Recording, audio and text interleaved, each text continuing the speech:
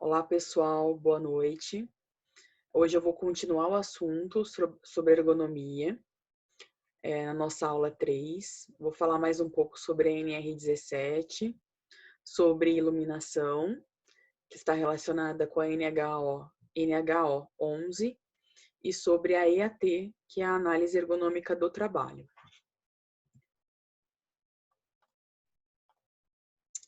Pessoal, vou falar um pouco sobre a ergonomia cognitiva. Eu já tinha falado para vocês sobre a ergonomia física na aula anterior. E faltou a gente falar sobre a ergonomia cognitiva e a ergonomia organizacional. Então, a ergonomia cognitiva, ela vai estudar os aspectos psicológicos do trabalhador. Ela está relacionada aos processos mentais no ambiente de trabalho, ou seja, capacidade de percepção, memória, decisão e atitude. É a carga mental, né? O quanto aquela tarefa exige um raciocínio ou uma tomada de decisão, né? E quais as consequências dessa decisão. Então, envolve muito a mente, né, do trabalhador. E muitas vezes o nível de estresse aumenta, né? Porque a consequência dessa ação pode ser muito grave. Alguns exemplos que eu coloquei aqui são, por exemplo, atividades com alta demanda cognitiva seria, por exemplo, o fato de você pilotar um ônibus, um avião, né? Olha quantas botões de comando, né? Ou objetos de comando existem aqui, né? Num painel de um avião, por exemplo. E se ele toma uma decisão errada, né? No caso dos pilotos, isso pode trazer muitos riscos, né? Riscos graves à vida das pessoas que estão ali. É o caso também dos médicos, né? Que precisam tomar decisões durante uma cirurgia. Qualquer erro pode ser fatal para o paciente, tá? Então, são alguns exemplos que eu coloquei relacionados com essa atividades, né? E profissões que, em suas tarefas, exigem alta demanda cognitiva. Na NR também são citadas as atividades, né, de leitura. Leitura de documentos, né, até palavras mais antigas, né, datilografia, digitação, né? Ou seja, mas o que a gente tem que, né, trazer que quando envolve leitura de documentos, é necessário que você tenha um suporte de documentos para que essa pessoa tenha boa postura na hora que ela estiver fazendo a visualização, a operação, né? Para evitar a frequente movimentação de pescoço e fadiga visual. A gente percebe que quando a gente está muitas horas trabalhando sem pausas, isso acontece, né? Porque nosso corpo precisa de pausas ao longo da jornada. E ainda mais se a postura que a gente adota durante esse trabalho é inadequada, tá? Ser utilizado documento de fácil legibilidade. Gente, o documento de fácil leitura, evitar letras muito pequenas, né? O ideal agora é que a gente tenha, evite letras à mão, a gente tem como imprimir documentos, né? Então, evitar papéis brilhantes, né, que causem ofuscamento. A iluminação do ambiente de trabalho também é fundamental nessas atividades com alta demanda cognitiva. Na NR até cita a questão do processamento de dados, por exemplo, né? Quem trabalha abastecendo esses bancos de dados, né? Ou com programação, né, de sistemas. Então, a iluminação, segundo a norma, deve ser geral, a geral, né, deve ser uniformemente distribuída e difusa. Se tiver, pode ser geral, né, para o ambiente todo, ou suplementar, por exemplo, uma lanterna, né, ou uma luminária próxima. Então, ela deve ser projetada e instalada de forma a evitar ofuscamento, reflexos incômodos, né, sombras e contrastes excessivos, né. Então, o que as empresas deveriam fazer? Ter um projeto, né, de iluminação antes, né, de iniciar suas operações, para que a iluminação atenda aos padrões estabelecidos pela NHO 11, tá? Então, essa norma até foi inserida em 2018 na NR 17 e ela traz, né, os níveis, os métodos de medição e os níveis mínimos de iluminamento para os locais de trabalho, sempre para ambientes internos. Tá legal? E só para a gente constatar isso, né?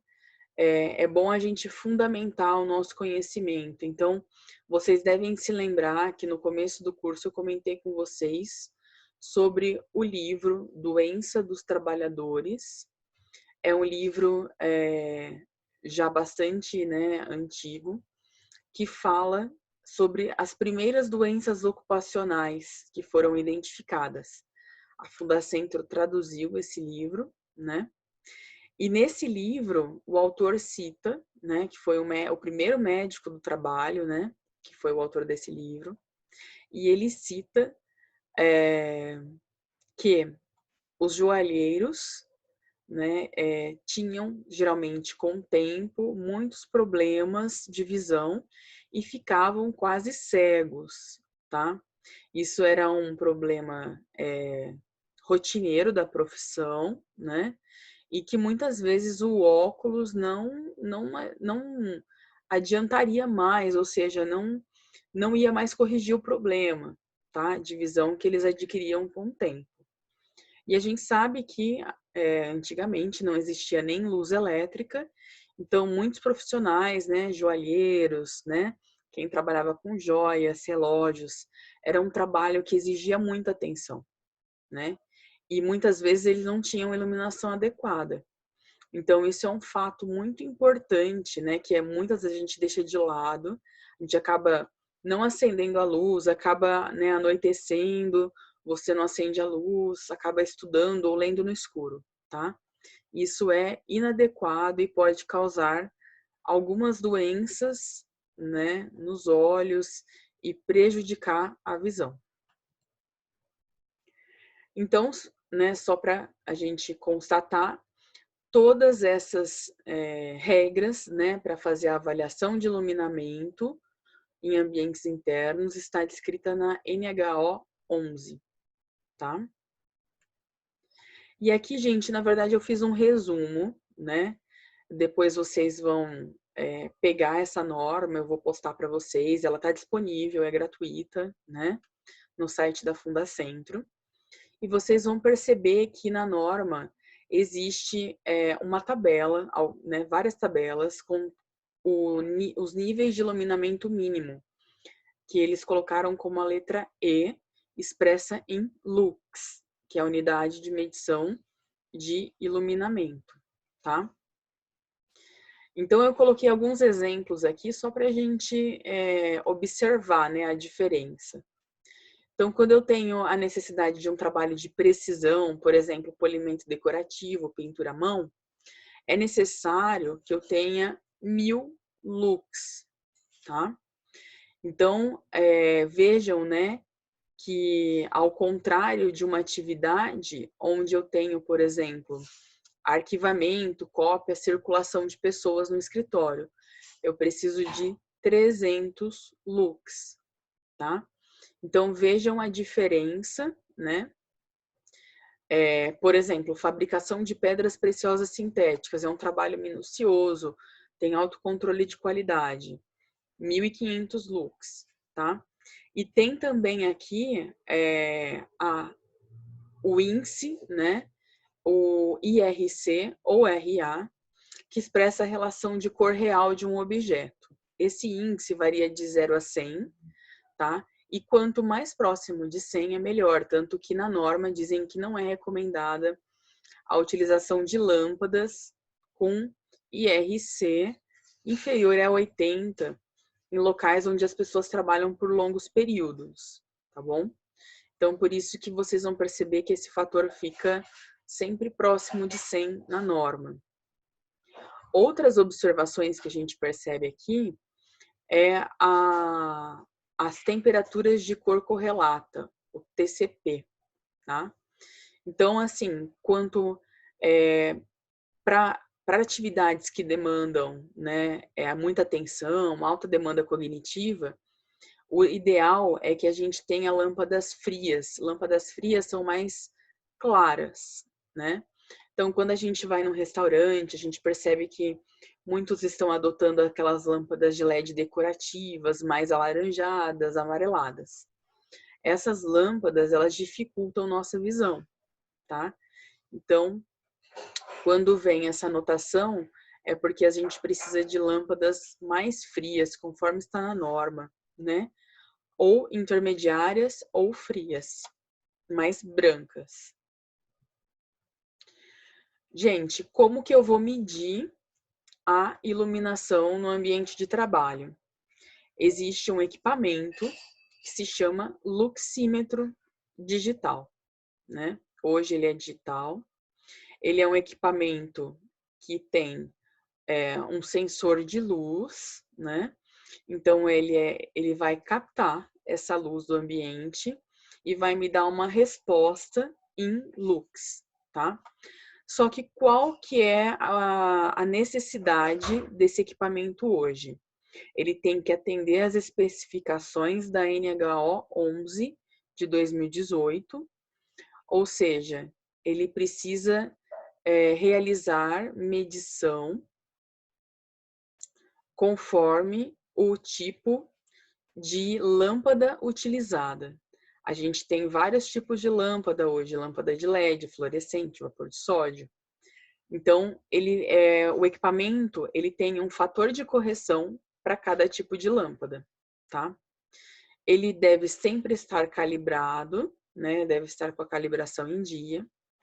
Você tem que respeitar o tempo de estabilização do fabricante. As medições devem ser realizadas no plano de tarefa visual, né, no campo de visão do funcionário, ou, se não existir, a 0,75 metros do piso. E sempre que você estiver segurando o equipamento, né, para fazer a medição, evitar sombras, né? Porque se você estiver na frente do aparelho, ele faz sombra e vai te dar um valor errado. E a gente também sempre faz medições no período diurno e noturno, se tiver trabalho noturno, né, claro, para avaliar essas diferenças. Gente, um pouquinho sobre ergonomia organizacional. A ergonomia organizacional, ela se refere a esse aspecto de dinamização e otimização de sistemas, componentes do ambiente de trabalho, tá? Então, ela vem de estar relacionada com sistemas sociotécnicos, estruturas organizacionais, políticas e os vários processos que vão determinar o desenvolvimento do trabalho. Os pontos mais importantes da ergonomia organizacional, principalmente, é a comunicação, né? A gente sabe que na área de segurança, a comunicação é muito importante dentro de uma organização, né? E é através dela, né, que a gente consegue conversar com o trabalhador, verificar com ele quais são as necessidades, né, quais são as demandas daquele trabalho, quais são as mudanças que são necessárias, né? Como que ele acha, né, que poderia ser mudado. O próprio trabalhador muitas vezes nos diz, né, como ele acha que essa tarefa poderia ser realizada de uma forma mais simples ou mais fácil, tá? Então, muitos projetos, né, de trabalho devem ser desenvolvidos promovendo essa cultura organizacional, né? E ela está relacionada, então, com o andamento desses processos de comunicação e estruturação do trabalho, tá? Alguns questionamentos, né, ligados a essa questão de organização do trabalho e cultura organizacional, que são dois pontos chaves dessa ergonomia organizacional. Então, o que poderia, né, trazer de melhorias para a empresa? Se eu fizer alguns questionamentos, como: há procedimentos de trabalho? Existe ordem de serviço? A gente sabe que muitas empresas acabam não tendo nenhum tipo de procedimento. Os trabalhadores realizam as tarefas de acordo com o que eles acham, que é melhor, que é mais adequado do que o trabalhador mais velho passou para o mais novo. Então, não há documento, não há procedimento. Isso é falho, né? Porque esse processo não está detalhado, não se sabe quais tarefas, quais são qual é as etapas desse trabalho, os ciclos, né? A ordem de serviço a gente sabe que é muito importante, é um documento estabelecido na NR1 e que deve ser disponibilizado e o trabalhador deve ser treinado também. Outro ponto, há pausas estruturadas durante a jornada de trabalho? Se não há pausas, né, o trabalhador ele para ou a hora que ele quer, ou muitas vezes não para, né? Então, há necessidade muitas vezes de ter pausas estruturadas durante a jornada. Assim, o trabalhador sabe quando ele tem que parar e mudar a postura que ele está adotando para aquele trabalho. Existe a gestão de acidentes e incidentes? A investigação da causa dos acidentes? É outro ponto também chave para a ergonomia, né? Eu tenho alto índice de doenças ocupacionais naquele setor ou de acidentes? Tem relação com a ergonomia, né? Isso precisa ser avaliado. Existe cultura de segurança do trabalho naquela empresa? Todos os trabalhadores seguem a cultura de segurança, inclusive a alta direção? A gente sabe que só que se consegue, né, a cultura de segurança numa empresa quando todos os níveis hierárquicos cumprem as normas, né? Não adianta só o funcionário chão de fábrica cumprir as normas e o pessoal da gerência não cumprir, tá? Então, tudo isso está relacionado com a organização do trabalho, com a cultura organizacional e vinculado à ergonomia organizacional. E agora a gente fala um pouco da análise ergonômica do trabalho. Ela também está voltada para ergonomia organizacional. O que é primeiro, né? A análise ergonômica é um documento. É um documento elaborado por um profissional qualificado, né? Ele precisa estar capacitado e legalmente habilitado. Pode ser um engenheiro de segurança do trabalho, um ergonomista, né? Tem que ser um profissional que tem conhecimento na área de ergonomia e segurança, né?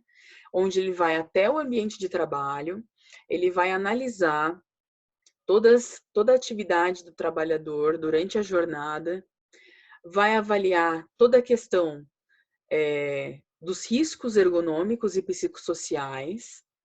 Então, a gente faz a avaliação desses riscos, né? Observando essas condições de trabalho e vai apontar melhorias. E lembra o lema da ergonomia, conforto, segurança e produtividade? É para isso que a análise ergonômica existe, tá? Então, ela vai colaborar para os objetivos da ergonomia, adaptar o homem ao trabalho, lembram disso? Na verdade, é o contrário, né? Adaptar o trabalho ao homem. Nunca eu posso adaptar o homem ao trabalho. Estuda o ser humano e o seu trabalho para proporcionar conforto, segurança, produtividade e lucro. Quais são as etapas da análise ergonômica? Conforme a norma, item 8.4 do anexo 1, tem uma descrição da análise ergonômica. Então, eu tenho que descrever as características do posto de trabalho. Aqui eu falo de ergonomia física, referente a mobiliário, utensílios, ferramentas, como que é o espaço físico. A questão de layout, que está sendo estudada na RNR12, também é muito importante para a ergonomia, né? Condições de posicionamento, movimentação de segmentos corporais. Qual a posição que eu adoto em cada atividade? Como são os meus movimentos, né? A avaliação da organização do trabalho. Existe o trabalho real e o trabalho prescrito. Muitas vezes existe, né, uma prescrição de trabalho. Por exemplo, para cortar um limão, você vai pegar a faca, né, segurar o limão com a mão esquerda e cortar com a mão direita. Todas as pessoas fazem assim? por mais que você tenha prescrito isso num procedimento, ao longo, né, do trabalho, as pessoas vão fazer de formas diferentes, né? E isso, então, é o trabalho real, onde tem outras posturas, outras formas de fazer, né? Então, você precisa avaliar tanto o trabalho prescrito, que é o que foi documentado muitas vezes, com o trabalho real. A descrição da produção em relação ao tempo alocado para cada tarefa. Variações diárias, a gente sabe que também acontece, né? Quais são as variações, inclusive sazonais, do trabalho? Existem atividades diferentes durante o ano? Se sim, os riscos ergonômicos podem ser diferentes. Número de ciclos durante o trabalho, né? Muitas vezes o trabalho tem um ciclo, ele se repete, né? Incluindo sua descrição, trabalhos em turnos, o trabalho noturno. Existem pausas entre os ciclos de trabalho? Se existir, precisa estar documentado. Explicitação de normas de produção, exigências de tempo, determinação do conteúdo de tempo, do ritmo de trabalho, do conteúdo das tarefas executadas. Quando a gente vai numa empresa para fazer uma análise ergonômica, a gente avalia com o trabalhador todo o período, né? Você tem que avaliar tudo que ele faz durante as 8 horas. Então, a gente chega e pergunta para ele, o que você faz desde a hora que você chega na empresa? Isso é fundamental na área de segurança. Você chega na empresa, qual é a sua primeira tarefa? Né? Desde o momento em que você bate o ponto até a hora de você ir embora. Né? Então, é fundamental avaliar todo esse conteúdo do tempo de trabalho, o ritmo de trabalho, as tarefas que são executadas, que realmente são executadas. Histórico mensal de horas extras ou de acidentes e doenças também são importantes. Existem sobrecargas estáticas ou dinâmicas no sistema osteomuscular? Lembra que a gente comentou na aula anterior das posturas, né? Quais posturas são adotadas durante as atividades que ele precisa executar? Tem sobrecarga, né? Ele faz levantamento de peso, pressiona muito a musculatura das mãos, tem pegadas, precisa, né? Tem pegas nesse trabalho, movimento de peças. Então, tudo isso vai forçar, né, o sistema osteomuscular durante a jornada. E pode ocasionar as doenças ocupacionais, que a gente falou na aula passada.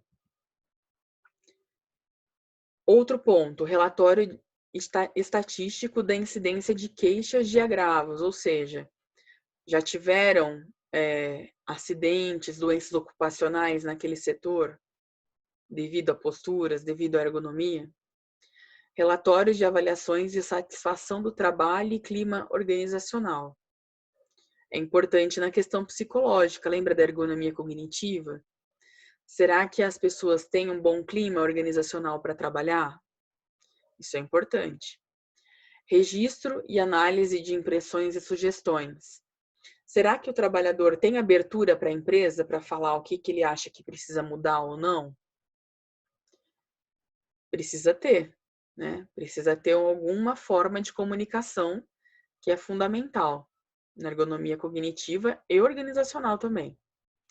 E recomendações ergonômicas, né? Definir no final da análise ergonômica um plano para determinar quais são as recomendações, né? Quais são as mudanças que precisam ser feitas, quando vão ser feitas, quem vai fazer. Então, você vai determinar um plano de trabalho. Aqui, gente, eu coloquei um vídeo muito famoso, né, do filme Tempos Modernos, do Charlie Chaplin, né? E a gente percebe nesse vídeo, né, os movimentos repetitivos que ele realiza durante o trabalho.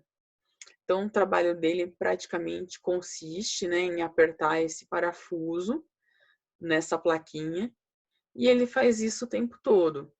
A gente percebe que o ritmo de trabalho é acelerado, a postura é a mesma, a gente percebe que os funcionários, tem 3 funcionários de estaturas diferentes trabalhando na mesma bancada, e a gente percebe também que eles não conseguem, né? Eles não acompanham o ritmo de trabalho dessa máquina. Ou seja, a gente precisaria fazer uma análise ergonômica, nesse caso, e avaliar, né, quais seriam as formas para que todos esses trabalhadores conseguissem trabalhar de forma adequada. A gente já percebe, né, a primeira coisa que dá até aflição ao ver esse vídeo, a primeira coisa seria colocar essa máquina para trabalhar, essa esteira, trabalhar mais lentamente, né?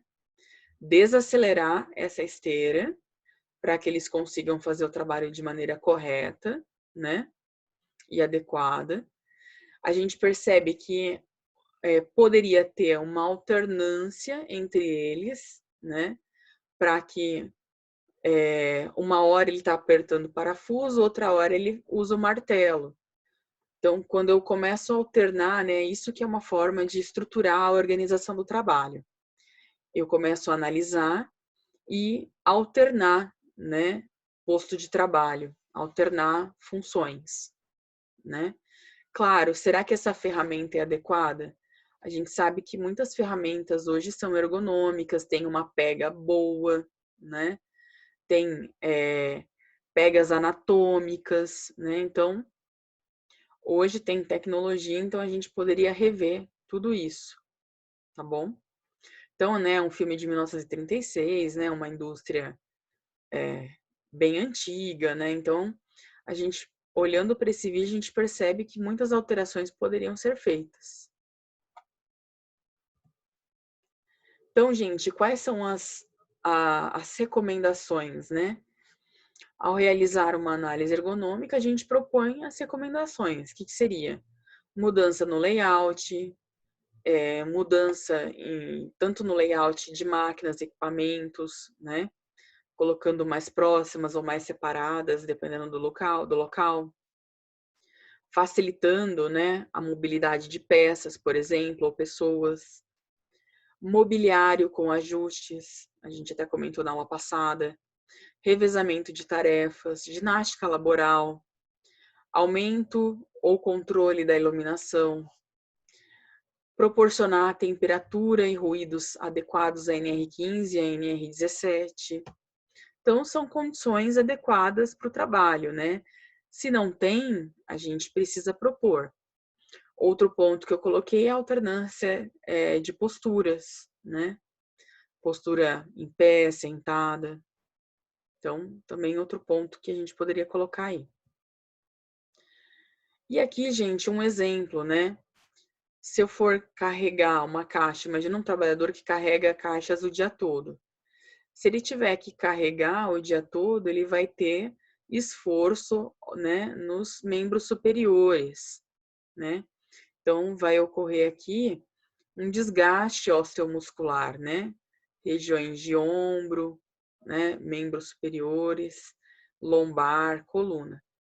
O que poderia ser feito? Um carrinho, né? Colocar um carrinho e aí ele vai, né, se locomover com a caixa de forma adequada. Percebam, né? Só a gente imaginar. Percebam, né, a diferença, né? Então, com certeza aqui não vão aparecer doenças osteomusculares. Pessoal, e o mais importante, né, da ergonomia é prevenir o adoecimento. Porque muitas vezes, depois, né, de anos de trabalho, as lesões osteomusculares que ocorrem, elas são irreversíveis. Você não consegue mais recuperar um tendão, né, um músculo, um osso, né, que foi desgastado, a gente sabe, né? Então, o importante é a prevenção. Por isso que a ergonomia existe e é um campo da segurança do trabalho muito forte, tá? Pessoal, espero que eu tenha sido clara, que ficou bem entendido. Qualquer dúvida, me mandem mensagem, né? Que eu vou respondendo assim que eu conseguir, tá bom? Então, fico à disposição, tá? Boa semana para todos e me chamem em caso de dúvidas. Até mais, pessoal. Tchau, tchau.